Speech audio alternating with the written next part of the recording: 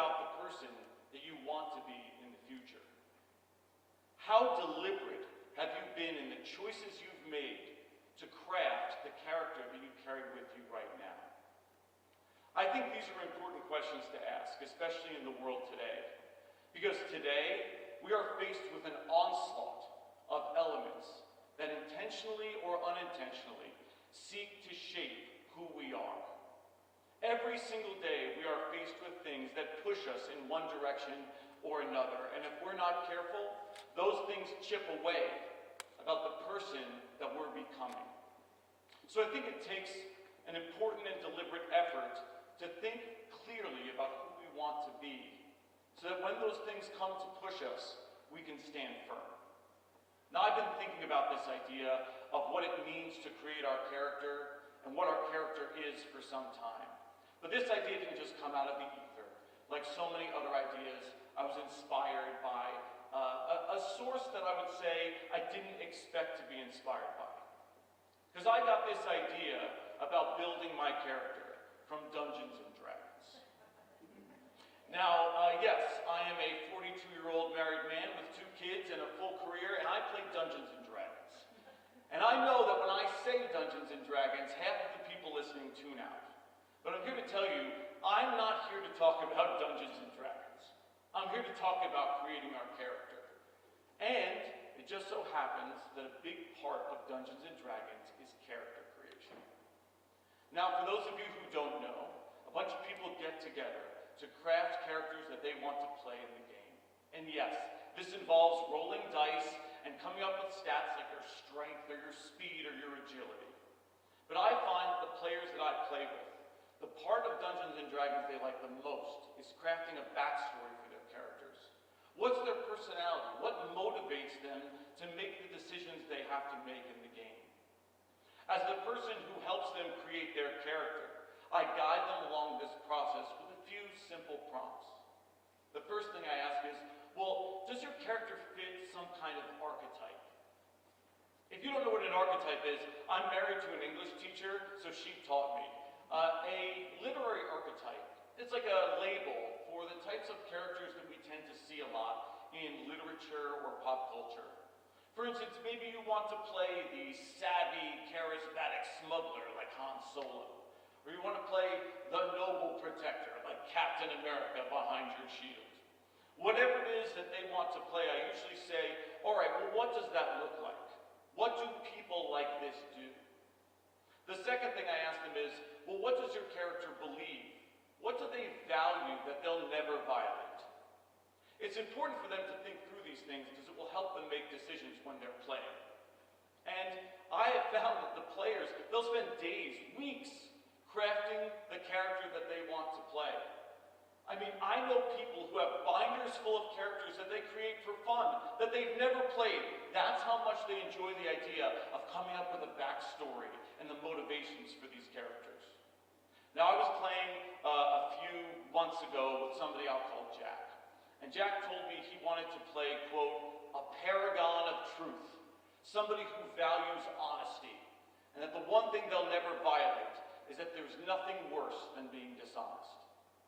Okay, that's fine. If that's who you want to play, you play that character. And in the course of our playing, the players had a situation where they had to infiltrate a corrupt noble's manor.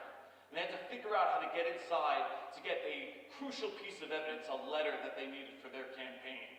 And they were all deciding, how should we do this? What's the best way? And the idea they started to coalesce around was that they should kidnap another noble and have Jack's character impersonate him to go inside and steal this letter.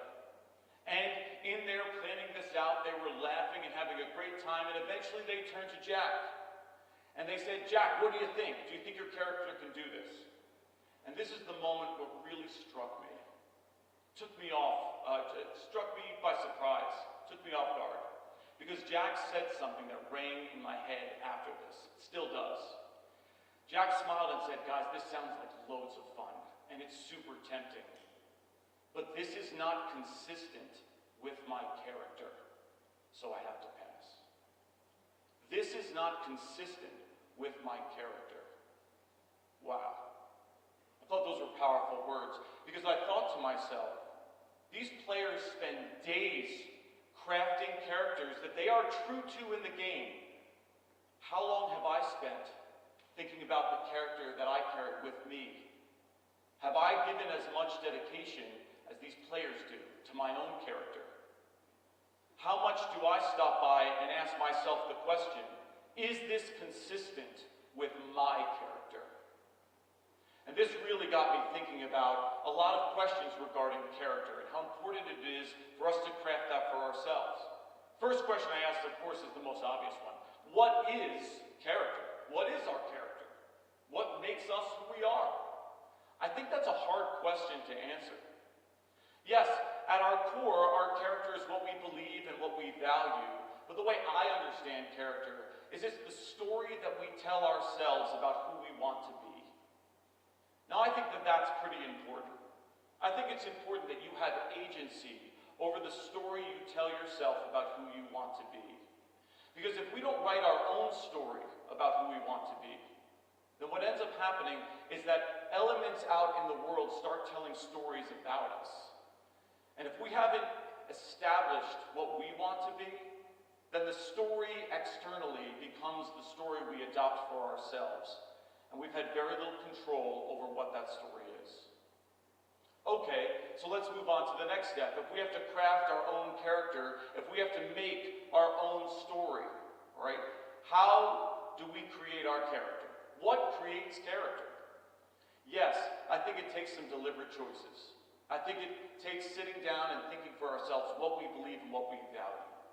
But I actually think it's much easier than that. I think it comes down to what we focus on.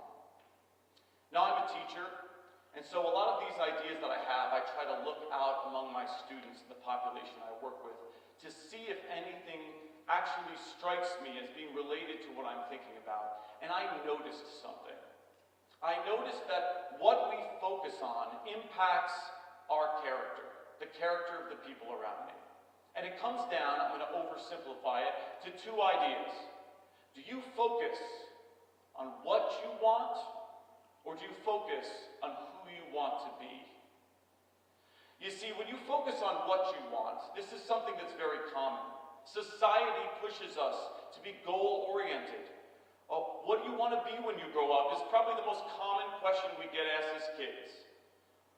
But when we focus on things that are external that we want, we lose sight of who we are. And sometimes when we're focused out here, what ends up happening is we sacrifice what's in here. Yet when you focus on who you want to be, who's that archetype of the person you'd like to live your life as? Well, then it doesn't matter what happens out here because you're always true to yourself. A couple of just quick examples to help you understand what I'm talking about. What you want. If you ask a student, what do you want? You might get a student who says, I don't know what I want to be when I grow up, but I know I want to be wealthy. Who doesn't? Okay, so let's work through that. Now somebody is so hyper-focused on this goal to be wealthy. Well, to be wealthy, you need a good job. All right? To get a good job, you need to get into a good college, whatever that is. And to get into a good college, students think you need to get good grades. And now what you've created is a student who cares more about their grades than about the true purpose of school, which is learning, growing. Now let's flip the script. Now you get somebody who thinks more about who they want to be. I ask a student, who do you want to be? That student says, I don't know, I think I just want to be a good student. Well, now look what they focus on. A good student focuses on being honest, responsible, working hard, doing their best. Now it doesn't matter what the grade is, it doesn't matter where you go to school, because you know that you tried your hardest to be a good student. These things that we focus on shape our character. I'll give one more example before I move on and finish up what I have to say. This morning, I went to my son, who's 7, I went to his basketball game. This very morning. And my son plays on a basketball team full of 7 and 6-year-olds. And while I'm standing there watching the game, thinking about this speech that I was going to give tonight, I thought about this part of the speech, the what you want versus who you want to be. And I realized, at a very young age, we learn to focus on one of these two things. And as I looked over the 6 and 7-year-olds playing, you can see which kids focus on what they want and which kids have been taught to think about who they want to be. The kids who are the who do you want kids, well, what do they want? They want to win. And so what do you see them on the basketball court? Those 6 and 7-year-olds, they don't pass. They take all the shots. They yell at their teammates when their teammates do something wrong. They yell at their coach. They sulk when they get taken out of the game. And when they're sitting on the sidelines, they sulk until they're put back in. But the who do you want to be kids, those kids want to be good teammates. They pass the ball to the kids that never get passed to. They cheer when the kids who never shoot take a shot and miss. They're the first ones to volunteer to be taken out of the game so someone else can come in. And while they're out, they cheer for their teammates. They watch their teammates and they root them on. Which kid would you rather have on your team? Which kid would you rather be? All right, so if coming up with some deliberate ideas, if this is how we create our characters, well, let me help you. Let's come up with a step-by-step process of how to create our character. All right, step 1. Think about a simple message about who you want to be. Right? What's your archetype? Right? This is an easy way to remind yourself as you walk through life about who you should be. I was very lucky. When I was learning to be a teacher at the University of Virginia, I had a professor who unknowingly did this. She asked us all, she said, when you become a teacher, you need to ask yourself, what kind of teacher do you want to be?